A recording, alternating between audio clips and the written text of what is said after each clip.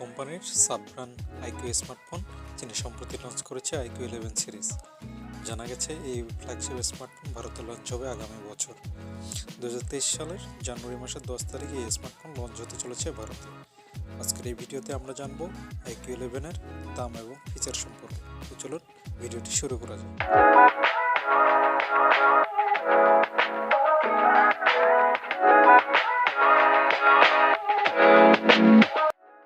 iQOO 11 ফোনটির thickness 8.7 mm, ফোনটির ওজন 205 গ্রাম। iQOO 11 ফোনে রয়েছে Samsung E6 AMOLED ডিসপ্লে, এছাড়াও রয়েছে 2K রেজুলেশন। iQOO 11 ফোনে রয়েছে ট্রিপল রেয়ার ক্যামেরা সেটআপ এবং 50 মেগাপিক্সেলের প্রাইমারি সেন্সর।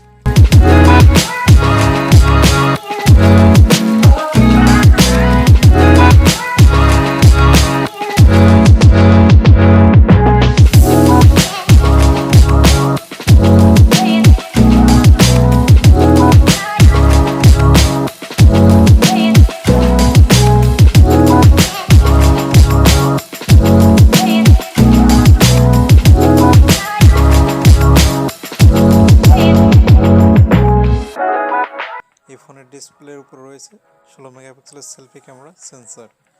ফোনটিতে dual nano SIM dual standby, chipset হচ্ছে কোয়ালকম স্ন্যাপড্রাগন 8 জেনারেশন 2 প্রসেসর।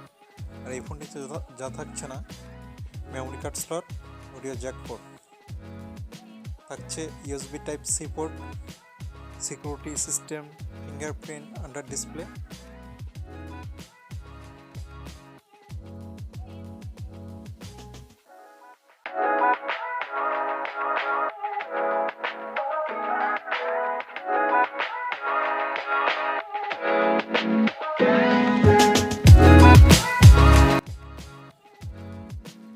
এই ফোনটিতে দেওয়া হয়েছে 5000 mAh এর একটি বিগ ব্যাটারি। এই ব্যাটারিকে চার্জ করার জন্য থাকছে 120 ওয়াটের একটা ফাস্ট চার্জার।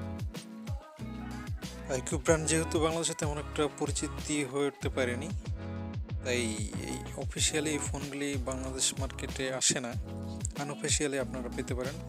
এই ফোনটির দাম সম্ভবত 65-70 হাজারের মধ্যে, কম হতে পারে বেশি হতে পারে। ভিডিওটি ভালো লাগলে ভিডিওটি শেয়ার করতে ভুলবেন না। ধন্যবাদ।